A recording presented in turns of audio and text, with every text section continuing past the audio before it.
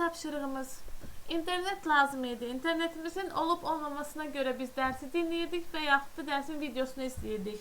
İnternetin olup olmaması bu verilen suala qaytarılan cevabdır. Biz cevap veririksə hansısa suala bu çox vaxt olur string ilə. Yəni bu internetiniz varmı sualını biz hə və yaxud da yox ilə verə bilirik. Hə, yox da string olduğu üçün string internet sözü, internet kimi dəyişən daxil edirik. Hə, yox deyə bir dəyişən, bunlar klaviaturadan daxil edilən qiymətdir. Bunu dəyişən adı kimi yazmayın. String internet daxil etdim. Cout.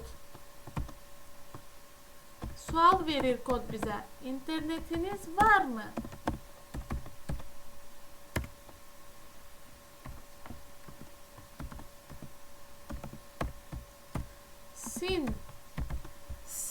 In klaviaturadan biz cevabı daxil edirik. Əgər internetimiz varsa, hə daxil edəcəyik. Yoxdursa, yox daxil edirik. Burada string nəsə yazmağımız dəyişən adıdır. X, Y məqsədi ilə yazırıq biz bunu. Burada internet sözünü X, Y məqsədli yazmışıq. Bizdə burada məsələdə söhbət internetdən gedir deyə. Burada mən string internet yazmışam. Riyazi bir düstur olsaydı X, Y yazacaqdım. Yazıram sin internet. İndi şərt qoyacağım.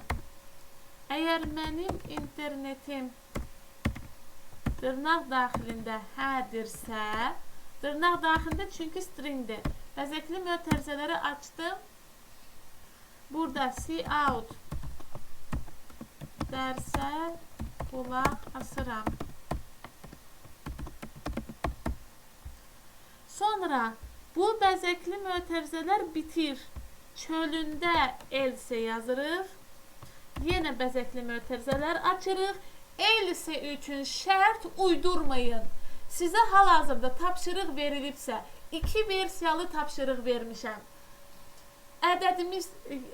Ədədlə bağlı, məsələn, cüt təkdirsə, ədəd 2 cür ola bilər. Ya cütdür, ya təkdir.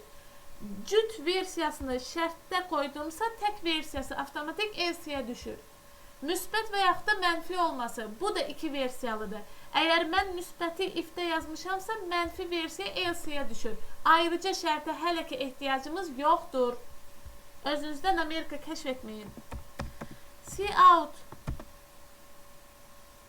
Cout nə edirdik? Videonu izləyəcəyəm. Baxaq. İnternetiniz varmı? Kod bizdən soruşur. Bərbəzək ona görə lazımdır ki, biz nə etdiyimizi başa düşək. Biz də yazırıq, hə. Deməli, dərsə qulaq asıram. Bu kodu başa düşmək üçün, ay möhtərəmlər, əvvəlki 2-3 dərsimizdə keçilən mövzunu başa düşmək lazım idi. Onun tapşırıqlarını